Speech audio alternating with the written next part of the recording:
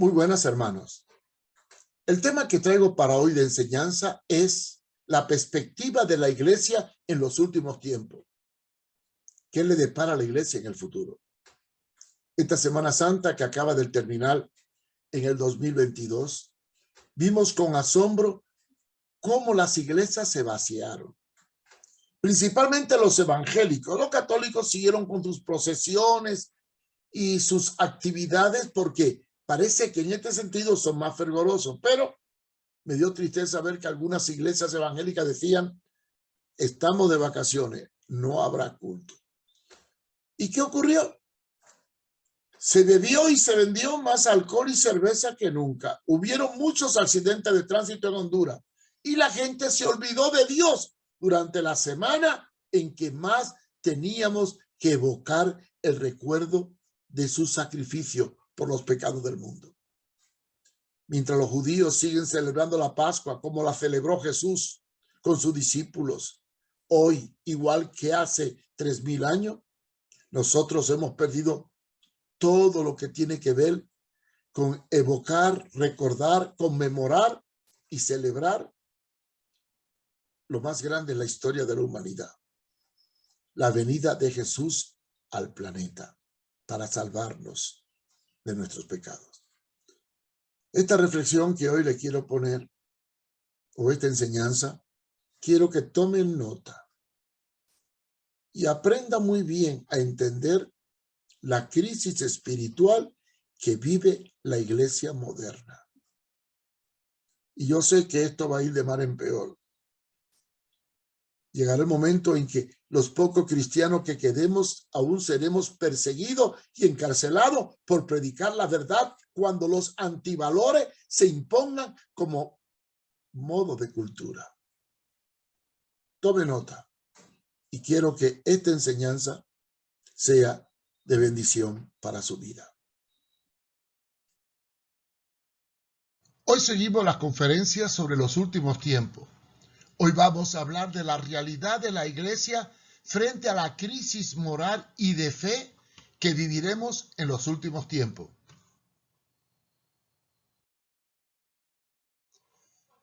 Si miramos nuestra realidad actual, veremos un panorama bien sombrío para la iglesia. Sí, contemplamos con tristeza y veo con mis ojos cómo el cumplimiento profético se está llevando a cabo palmo a palmo. Y me encuentro frente a un terrible panorama mundial, donde personalmente presagio que vienen grandes calamidades y convulsiones para la humanidad. Estos acontecimientos, como ya hemos dicho, son necesarios para que se establezca el trillado nuevo orden mundial, el cual es el preámbulo de lo que conocemos como el reinado del anticristo. Pero, ¿cómo será en relación a la iglesia? La iglesia va a enfrentar una terrible crisis de fe y de persecución en los últimos tiempos. Porque el mundo ha entrado en un proceso de degradación moral. Y la iglesia inevitablemente va a sufrir los escarnios y la persecución, según está anunciada en las Sagradas Escrituras, por lo cual el cristianismo puro entrará en una crisis de valores y desvirtuaciones, como nunca antes en la historia de la humanidad. Yo denominaré a esta etapa como el tiempo de apostasía o los tiempos de iniquidad, donde tristemente aparecerán una nueva élite de falsos apóstoles y profetas que traerán nuevas revelaciones y con ella escarnio al evangelio.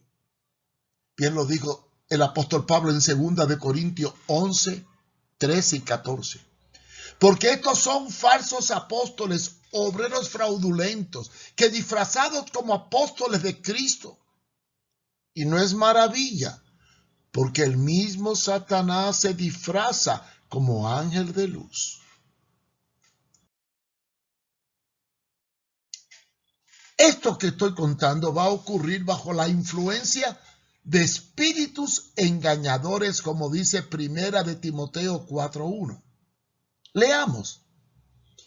Pero el Espíritu dice claramente que en los últimos tiempos, fíjese bien, últimos tiempos, algunos apostatarán de la fe, escuchando a espíritus engañadores y doctrina de demonio. ¿Qué harán esto? Introducirán sutilmente doctrinas de demonio dentro de la iglesia, como dice segunda de Tesalonicenses capítulo 2 versículo 3. Dice, no os engañéis de ninguna manera, porque no vendrá sin que antes venga la apostasía y se manifieste el hombre de pecado, el hijo de perdición.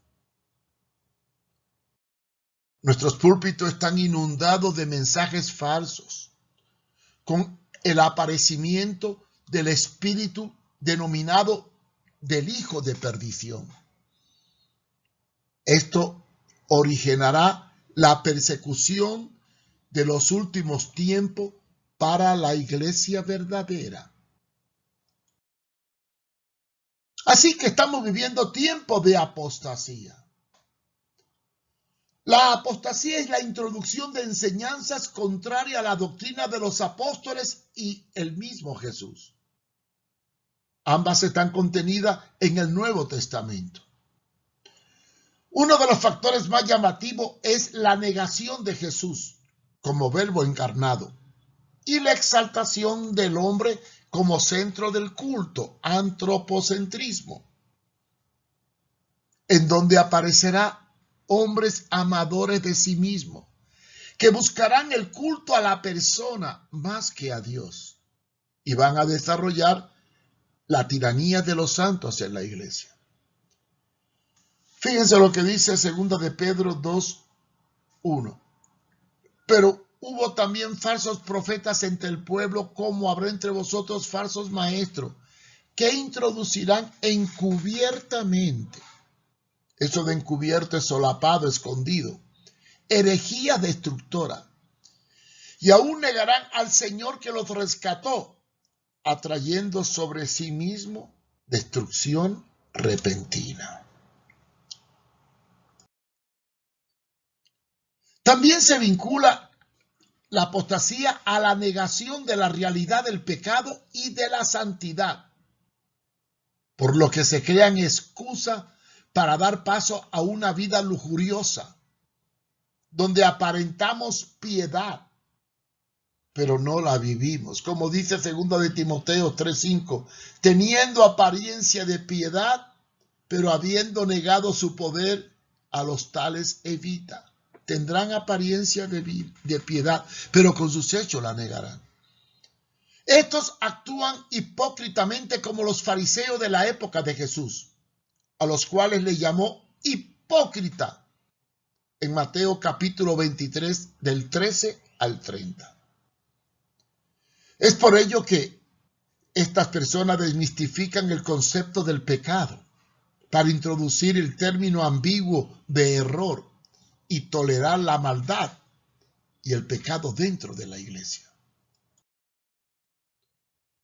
Una de las verdades más profundas respecto a la apostasía en todas las enseñanzas es que la misma será contraria a las sagradas escrituras.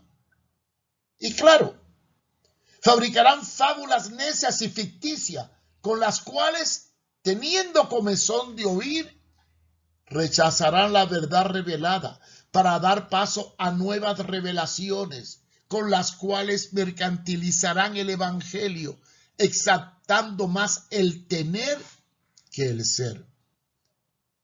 Miren lo que dice 2 Timoteo 4:3. Porque vendrán tiempos cuando no soportarán la sana doctrina, no les gustará que le prediquen la verdad, sino que teniendo comezón de oír, acumularán para sí maestros conforme a sus propios deseos. O sea, que les prediquen a su gusto. Es por ello que la última parte de 2 de Tesalonicenses capítulo 2 versículo 3 se expresa que se manifestará el hijo de perdición. Y yo les pregunto, ¿a quién se refiere este término hijo de perdición? pues nada menos de aquel que en el Nuevo Testamento se describe como hijo de perdición. Este fue Judas Iscariote. Vamos a analizar el hijo de perdición. Entre los 12 discípulos de Jesús había uno que tenía ambición. Cuando en los evangelios se refieren a él, Jesús dice lo siguiente: cuando estaba con ellos en el mundo, yo los guardaba en tu nombre. A los que me diste, yo los guardé, y ninguno de ellos se perdió, sino el hijo de perdición, para que la escritura se cumpliese. Esta fue la oración de Jesús en Juan 17:12. ¿Por qué se refiere a Judas Iscariote con el término de hijo de perdición? Vamos a ver el contexto. Judas Iscariote era un hombre ambicioso que seguía a Jesús buscando el bienestar, posición y riqueza. Tenía la idea que si conquistaba el poder lo iba a ser ministro de finanzas. Era el discípulo que llevaba la bolsa, o sea, las finanzas del maestro. Y era crítico en todo. Cuando el maestro ayudaba a los necesitados, él le reclamó por qué permitió que una mujer le ungiera sus pies con un perfume costoso. Y miren lo que dice la Biblia de Judas en Juan 13:29. Porque los unos pensaban, porque Judas tenía la bolsa, que Jesús le decía, compra lo que necesitamos para la fiesta, o que diese algo a los pobres. ¿Y qué hacía Judas? No le daba a los pobres, se cogía el dinero y lo robaba. Y eso lo dice Juan 12:6. Pero dijo esto, no porque se preocupara de los pobres, sino porque era un ladrón. Y como tenía la bolsa del dinero, sustraía de lo que se echaba en ella. Qué bien se le describe a Judas. Pero en el pasaje que sigue, la realidad de Judas Iscariote era superior. A él no le importaban las necesidades de los pobres, porque la codicia lo envolvía. Hay un relato muy interesante en Juan, capítulo 12, versículo del 3 al 6, que debemos de leerlo detenidamente en su Biblia. Dice, entonces María tomó una libra de perfume de nardos puro, de mucho precio, y ungió los pies de Jesús y los enjugó con sus cabellos, y la casa se llenó del olor del perfume. Y dijo uno de los discípulos, Judas Iscariote, hijo de Simón, el que había de entregar, ¿por qué no fue este perfume vendido por 300 denarios y dado a los pobres? Pero dijo esto no porque se cuidara de los pobres, sino porque era ladrón y teniendo la bolsa sustraía de lo que se echaba en ella. ¿Quieren mejor descripción de lo que es un hijo de perdición? Cuando Judas descubrió que su maestro no conquistaría el poder político, sino que proclamaba un reino que no era terrenal, Juan 18:36, entonces sus deseos de grandeza se desvanecieron y tomó la decisión de entregar a su maestro a los sacerdotes, los cuales ya de tiempo procuraban acusarle para matarle.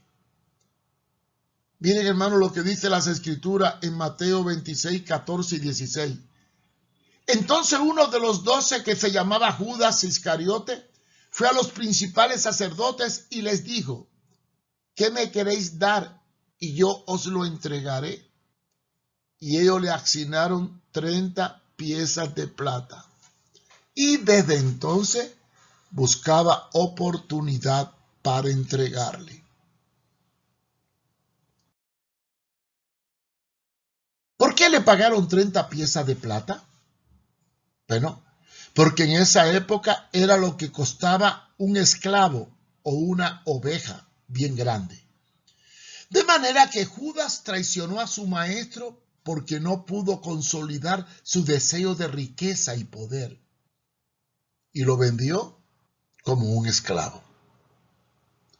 Fue entonces en la cena del Señor que Jesús se despidió de Judas y anunció que uno de los 12 lo iba a traicionar. Juan 13, del 21 al 27. Habiendo dicho esto, se conmovió en espíritu y declaró y dijo: de cierto os digo, que uno de vosotros me va a entregar. Entonces los discípulos se miraban unos a otros, dudando de quién hablaba. Y uno de sus discípulos, el cual Jesús amaba, estaba recostado al lado de Jesús. A este pues hizo señal Simón Pedro para que preguntase quién era aquel de quien hablaba. Este discípulo recostado era Juan. Él entonces, recostado cerca del pecho de Jesús, le dijo: Señor, ¿quién es? Respondió Jesús: a quien yo diere el pan mojado, aquel es. Y mojando el pan, lo dio a Judas Iscariote, hijo de Simón. Y después del bocado, Satanás entró en él. Entonces Jesús le dijo: lo que vayas a hacer, hazlo pronto. El apóstol Pablo, cuando se refiere a los últimos tiempos, establece una relación en la iglesia hablando del surgimiento del espíritu del hijo de perdición. ¿Qué representa esto?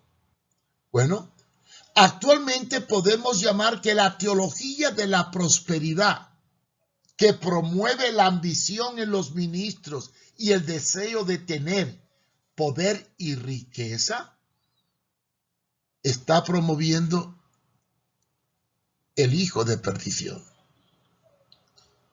Tristemente, esto predomina proféticamente.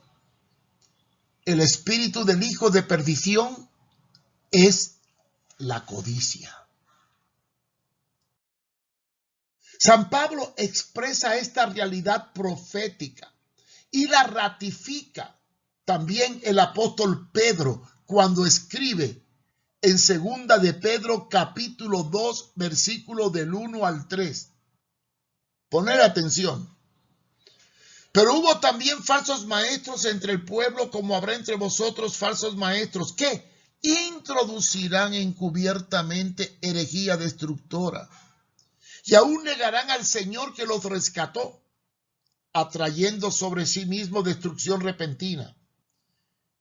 Y fíjense lo que dice: y muchos seguirán sus disoluciones, por causa de los cuales el camino de la verdad será blasfemado. Y después afirma: y por avaricia harán mercadería de vosotros con palabras fingidas, con cuentos, con palabras dulces. Sobre los tales, ya de largo tiempo la condenación no se tarda, y su perdición no se duerme. Sí, es la codicia sembrada en el corazón del hombre los que nos lleva a claudicar, apostatar y ir detrás de imitar al hijo de perdición. En Apocalipsis, el apóstol Juan describe esta iglesia apóstata, la cual la define como la iglesia de la Odisea, la cual ni es fría ni caliente, como dice Apocalipsis 3:16, indicando que es indefinida, sin conceptos claros, adaptada al sistema. Leamos Apocalipsis 3:17. Porque tú dices: yo soy rico y estoy enriquecido y no tengo necesidad de ninguna cosa, y no conozca que tú eres desventurado, miserable, pobre, ciego y desnudo. Esta es la iglesia que se jacta en la riqueza y por ella se aparta de la verdad.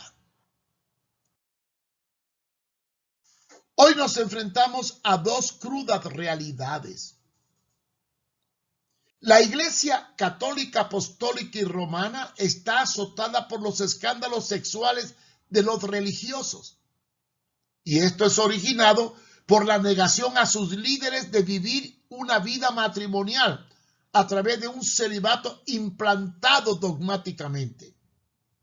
Mientras, las iglesias protestantes o evangélicas se enfrentan a los escándalos por inmoralidad sexual de algunos pastores y lo peor de todo, por el enriquecimiento ilícito de estos predicadores que mercantilizan el evangelio proclamando la codicia y la ambición humana con alianza política a los partidos y a los gobernantes de turno para vivir una vida presuntuosa.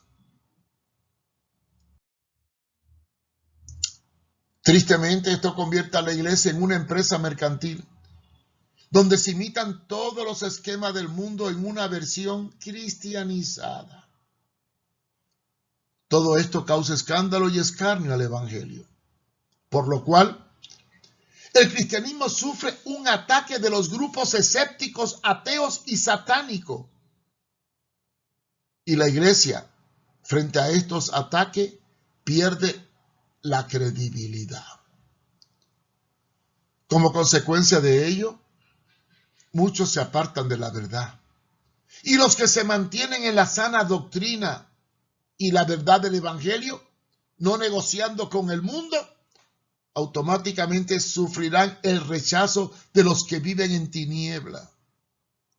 Y esto producirá persecución por culpa de los que han tomado el camino del hijo de perdición.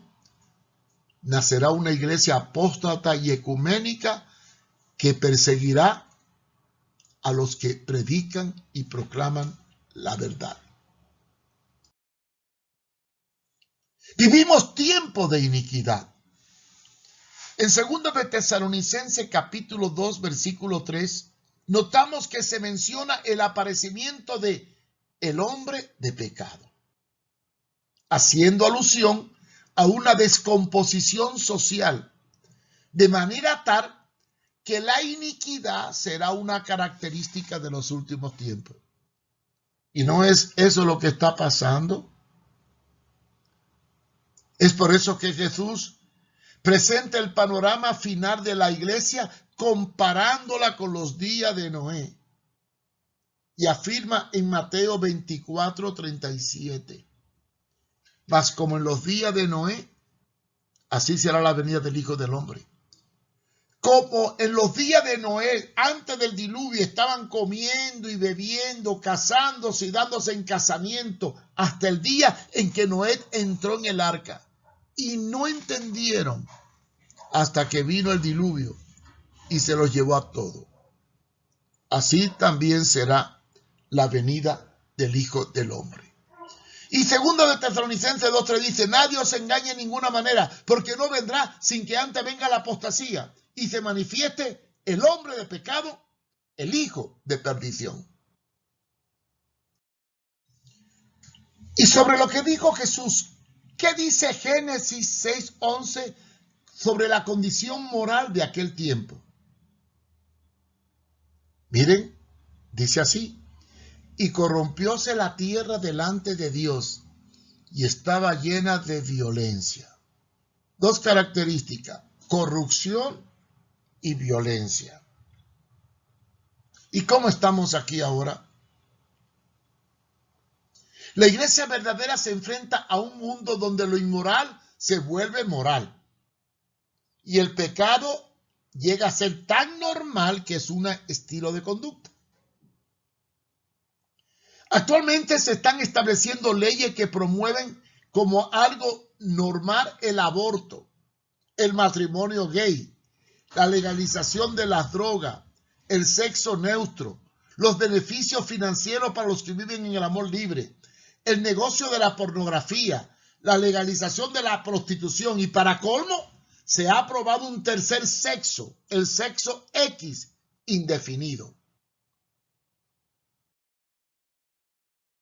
Estamos viviendo como la mayoría de los países que le han quitado la autoridad a los padres para corregir a sus hijos.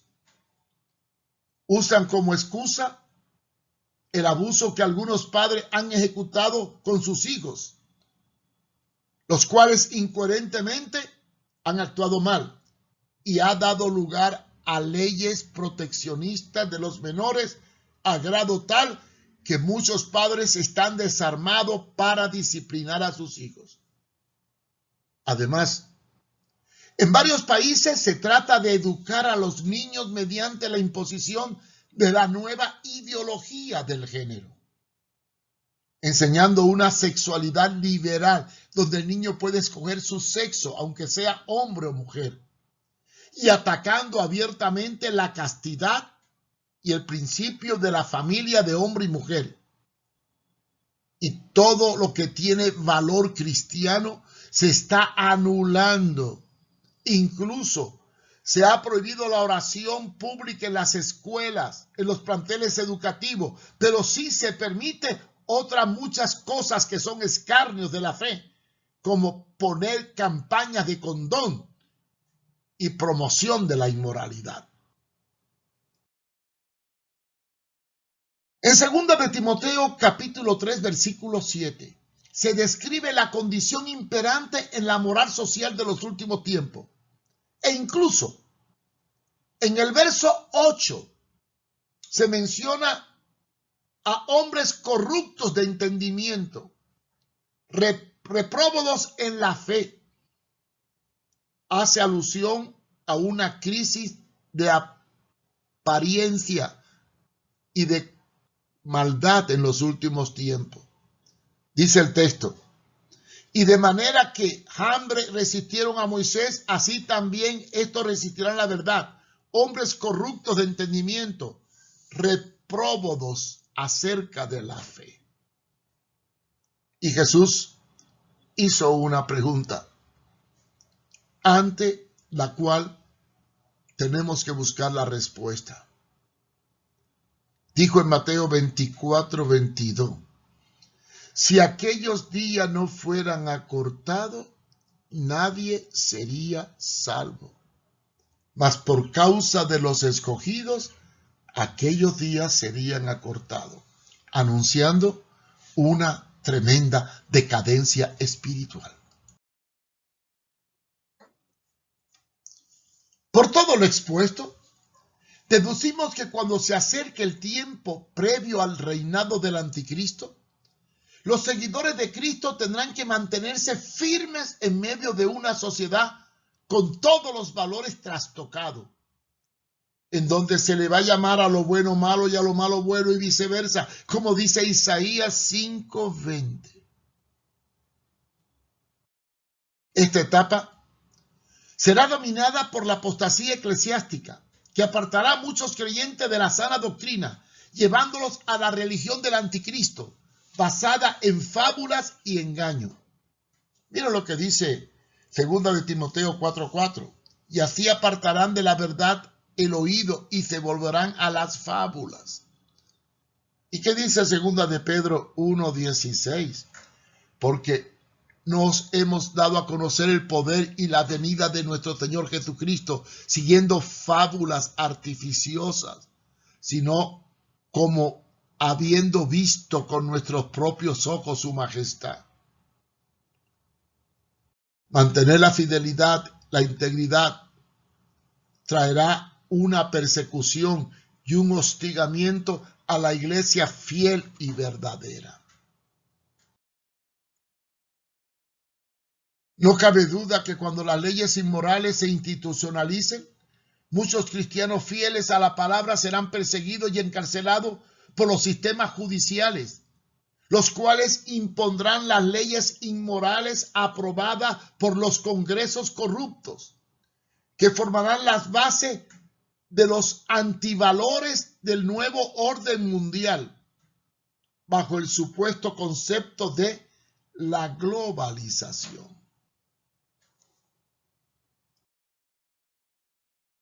Yo quiero poner tan solo un ejemplo.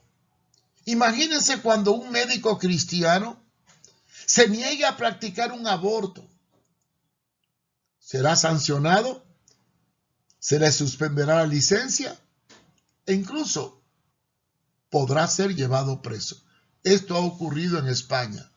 O cuando un pastor predique contra la homosexualidad y el pecado y defienda abiertamente el matrimonio bíblico, entonces será acusado de promover el odio y la discriminación sexual. Le llamarán sexofóbico.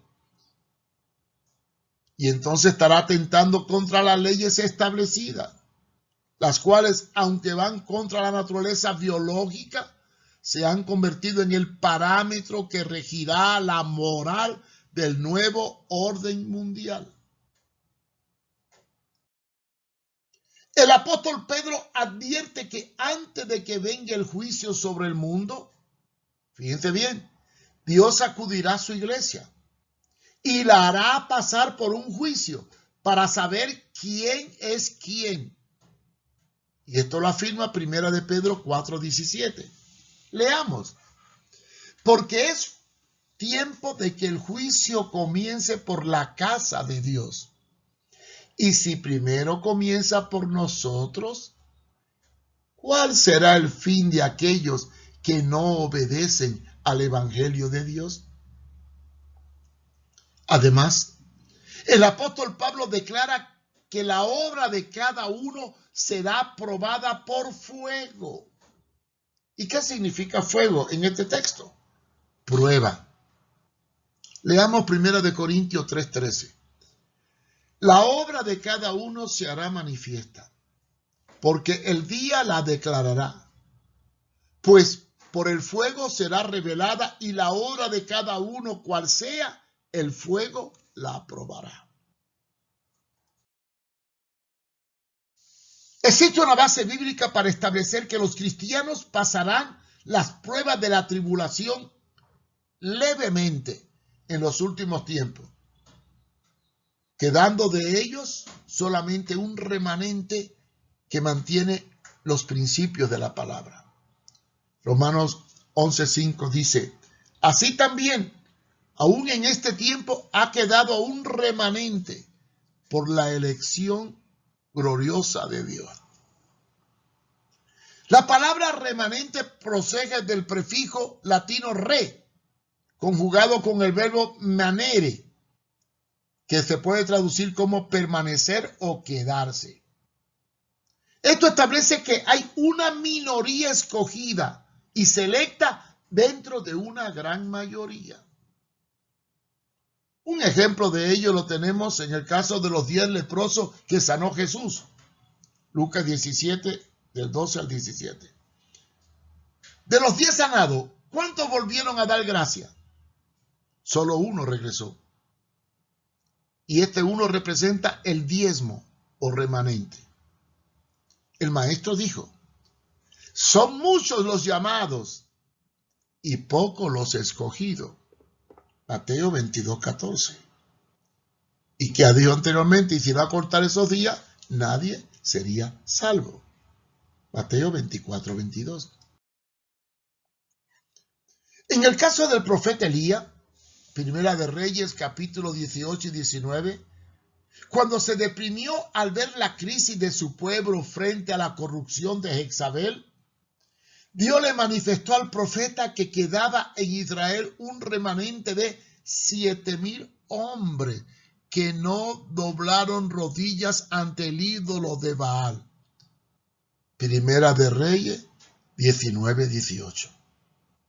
Y yo les pregunto, ¿cuántos hebreos formaban en aquel entonces el pueblo de Israel?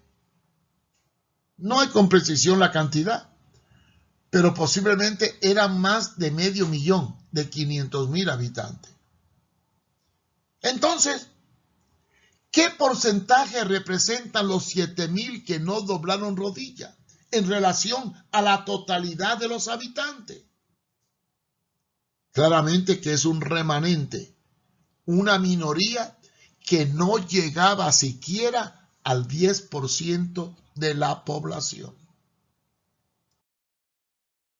El apóstol Pablo establece que previa a la venida de Jesús y ante los acontecimientos del reinado del anticristo, la iglesia sufrirá una tribulación y después vendrá otra tribulación.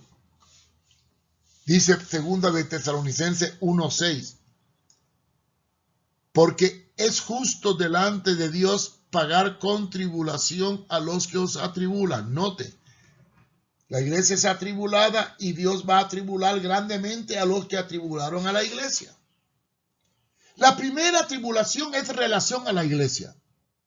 Ella sufrirá los estragos del mundo decadente y depravado, dominado por el mal.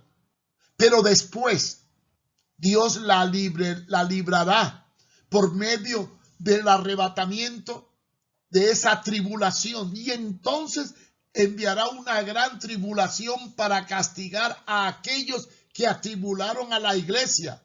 Como dice 2 de Tesalonicenses, capítulo 1, versículos 6 y 7. En Apocalipsis se definen dos iglesias en los últimos tiempos. Al exponer primero, el apóstol Juan habla de la iglesia de Filadelfia, que significa fiel y verdadera, la cual es descrita como que tiene poca fuerza, no tiene poder político ni económico, pero tiene una virtud. No niega el nombre de Jesús y sus verdades, por lo cual es sometida a persecución y castigo, siendo liberada por medio de Dios. Apocalipsis 3:10. Después se describe la iglesia apóstata, llamada Laodicea, que es indefinida, que busca el poder político y económico, y a la cual Dios vomitará de su boca. Apocalipsis 3, del 14 al 22. Ahí tenemos las 7 iglesias, de la cual abre el libro de Apocalipsis. Los verdaderos cristianos deben aceptar el llamado bíblico de apartarse de iniquidad. Como dice 2 de Timoteo 2:19, apártese de iniquidad todo el que invoque el nombre del Señor. Y vivir santa y piadosamente, según ordena Tito 2:12. Dispuesto a aceptar la crisis de fe que prevalecerá en los últimos tiempos. Es bueno ver que en estos momentos la iglesia está siendo perseguida en muchos países del mundo. El 24 de septiembre del 2018, la revista protestante digital publicó una información de la realidad actual que muchos países sufren, principalmente los cristianos, a ser perseguidos, muertos y prohibirse el cristianismo. Mencionaremos principalmente que esto ocurre en el Medio Oriente, África y Asia. En estos países son asesinados y torturados misioneros y cristianos por predicar su fe y su evangelio. El país más peligroso para el evangelio es Corea del Norte, donde los cristianos sobreviven bajo una persecución absoluta y están aislados en campos de concentración. Después le sigue Siria e Irak, los cuales se equiparan a Afganistán en una persecución continua a los cristianos, aunque hay cierta libertad para otras religiones, pero a los cristianos se les oprime. Vamos a añadir 12 puntos negros a esta lista, que no se distancian mucho de Corea del Norte, como es Arabia Saudita, la cual prohíbe todo tipo de expresión religiosa vinculada al cristianismo. Los cristianos son perseguidos en 81 países, donde tristemente domina la media luna, que simboliza el islamismo.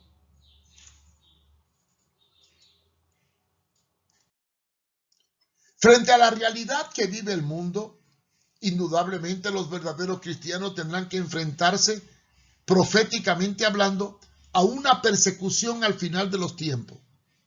Y veremos a la iglesia cristiana dividida en dos grupos. Uno, los que defienden la piedad y mantienen firme la palabra. Estos sufrirán la persecución del sistema judicial debido a las leyes de antivalores que son proclamadas. Segundo, el surgimiento de una iglesia apóstata que aceptará tales leyes y terminará respaldando los antivalores del nuevo orden mundial. Algo así como una iglesia ecuménica. Así que, hermanos, no nos asustemos de ver la decadencia de fe, la apostasía, la negación, los escándalos, el menoscabo de los cristianos, la deserción de muchos de las iglesias. Todo esto obedece a la apostasía de los últimos tiempos. ¿Y qué te puedo decir a ti? Solamente lo que dice Apocalipsis 3:11. Retén lo que tienes para que nadie tome tu corona.